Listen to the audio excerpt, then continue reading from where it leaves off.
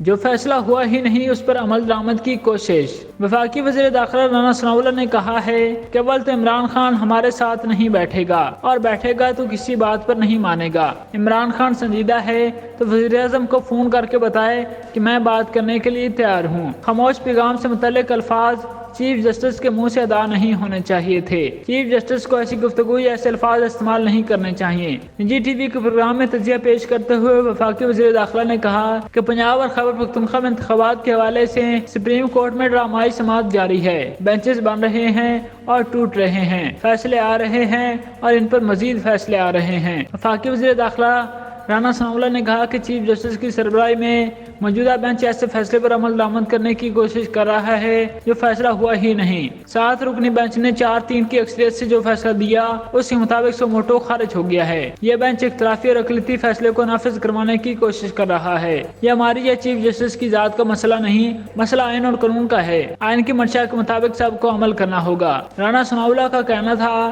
یہ فیصلہ وہ ہے جو 4 ججوں کا ہے، انہوں نے سو موٹو نوٹس خارج کر دیا ہے۔ بینچ میں شامل تینوں جج صاحبان اس فیصلے میں موجود تھے جسے ہر فرد نے آئین کو دوبارہ لکھنے کا مترادف قرار دیا تھا۔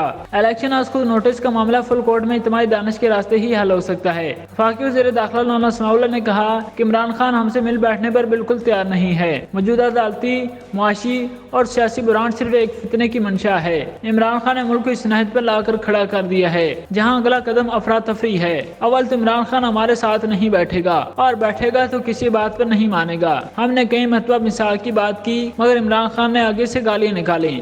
عمران خان سنجیدہ ہے تو وزیر اعظم کو فون کر کے بتائے کہ میں بات کرنے کے لیے تیار ہوں۔ رانا ثناء اللہ کا کہنا تھا کہ عمران خان نے پرامن رہنا ہی نہیں ہے، پرامن رہنے سے اس کے مقاصد پورے نہیں ہوتے۔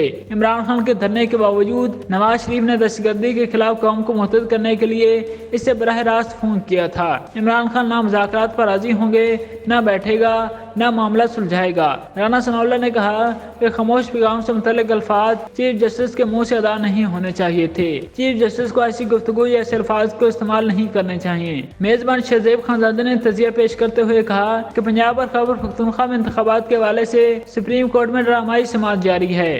بینچز بن رہے ہیں اور ٹوٹ رہے ہیں، فیصلے آ رہے ہیں اور ان پر مزید فیصلے آ رہے ہیں۔ چیف جسٹس امرتا بندیال کہہ رہے ہیں کہ سپریم کورٹ متحد ہے اور ججوں میں ہم آہنگی ہے، مگر ان کے ساتھی ججز ہر روز کسی نہ کسی تحریری فیصلے میں ان کے موقف کی نفی کر رہے ہیں۔ چیف جسٹس سیاستدانوں سے سیاسی درجہ حرارت نیچے لانے کی بات کرتے رہے، دوسری طرف ججوں کے درمیان عدالت کا درجہ حرارت مزید بڑھ گیا۔ 9 سے 5، 5 سے 4 اور اب 4 سے 3 ججز کا بینچ ہو گیا۔